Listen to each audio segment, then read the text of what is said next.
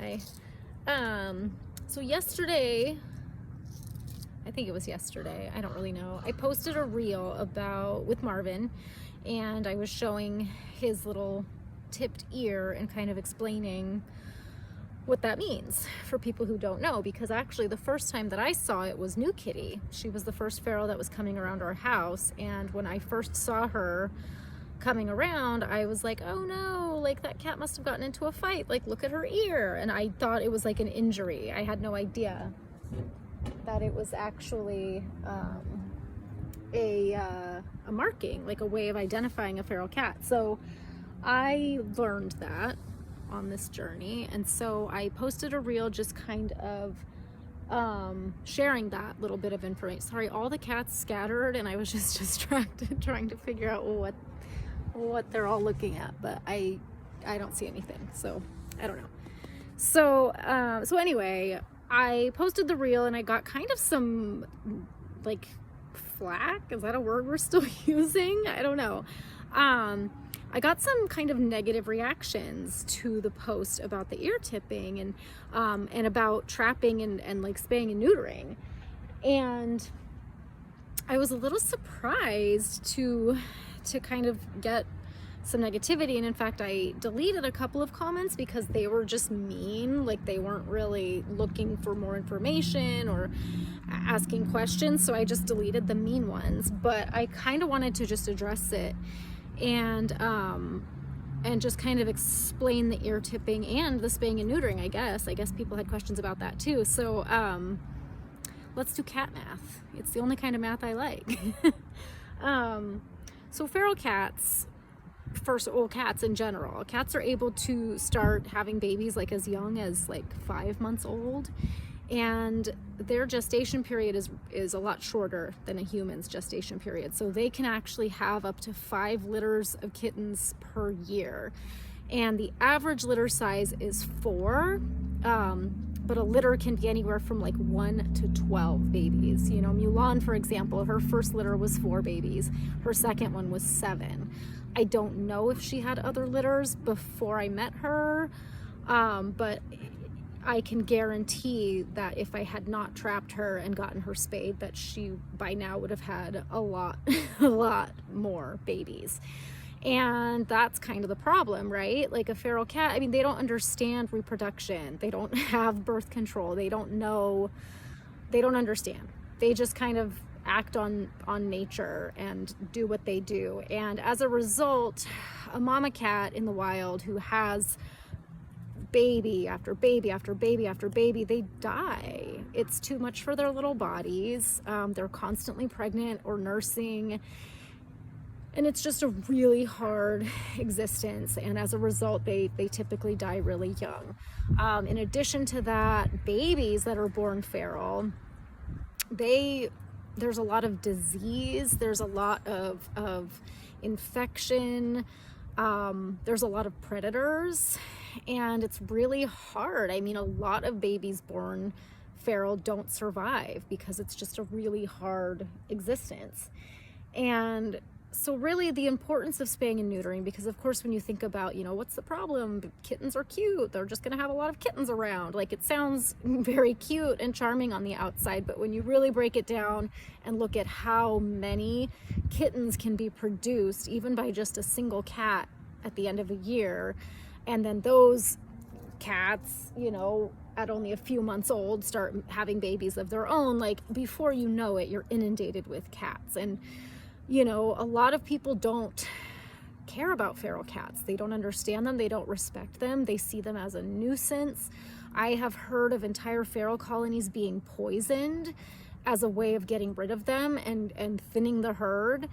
And, you know, it's just not okay. It's not okay. So for those people who are concerned about trapping cats to get them fixed, I need them to understand the importance of, you know, managing these populations and keeping them at a manageable number, because it's too hard, it's too dangerous. There's inbreeding if you don't spay and neuter. That can lead to lots of defects, and You know, like I said, the mama cats, their bodies can't take it and they die very young.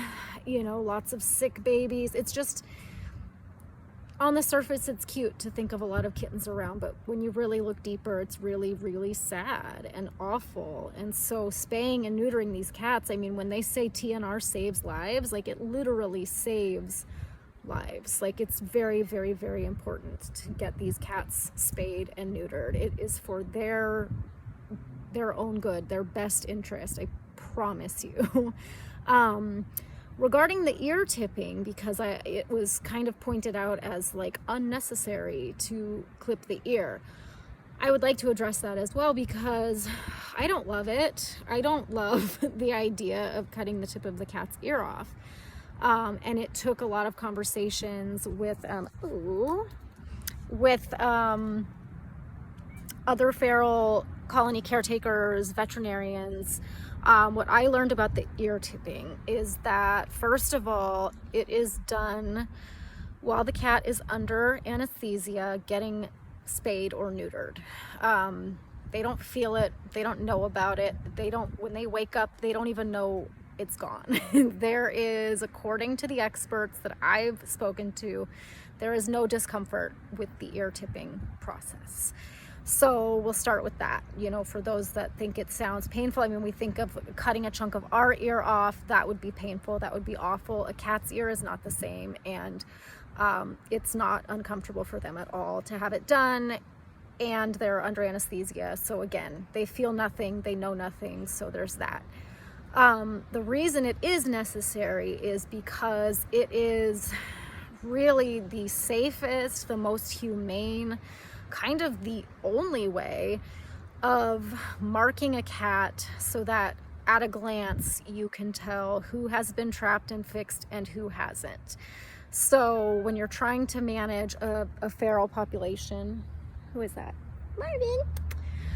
When you're trying to manage a feral population, it's really important. I mean, you don't want to trap a cat that's already been fixed and neutered. I mean, trapping in itself is traumatizing, you know, for the cat and the trapper, I promise you. So it's the best way to see who's been fixed, who hasn't, who still needs to be trapped.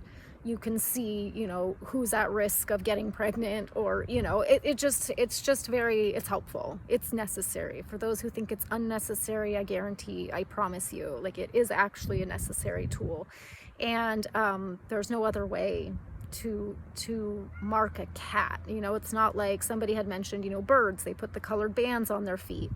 You can't do that with a cat. I mean, there's no other way to do it. So I promise you, at first I was against the ear tipping as well, because I was concerned that it would hurt them, but it doesn't hurt them. And it honestly, it helps them, and it helps, you know, feral colony caretakers to keep track and to help manage these feral populations. So I hope that that clears some of it up. And yeah, so that's that. That's all I came here to say.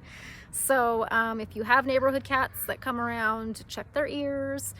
If they're tipped, they've already been fixed, and depending on where they take them to get fixed, I think typically they get vaccinated at the same time as well. So just know that again is better. It's a good way to ensure that these cats live the most fulfilling lives that they can possibly live as feral cats. They will live longer, they will be healthier, and they will, as a result, be happier. So feed the ferals, fix the ferals, save the ferals. Thank you. I will get off my soapbox now. Bye.